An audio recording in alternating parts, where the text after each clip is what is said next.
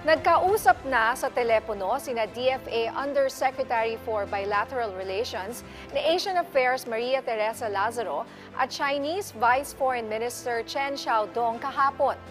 Ayon sa pahayag ng Department of Foreign Affairs, inihayag ni Lazaro ang matinding pagprotesta ng Pilipinas laban sa mga agresibong aksyon ng China, Coast Guard at Chinese Maritime Militia sa rotation and resupply mission ng Pilipinas sa Ayungin Shoal nitong weekend. Ayon pa sa DFA, na iparating na rin sa Charge d'Affaires ng Chinese Embassy ang kaparehong protesta na nauna nang ipinatawag ng DFA. Kahapon ay nagpulong ang National Security Sector ng pamahalaan sa pangunguna ni Executive Secretary Lucas Bersamin para pag-usapan ang pinakahuling insidente sa West Philippine Sea at mga susunod na hakbang sa usapin.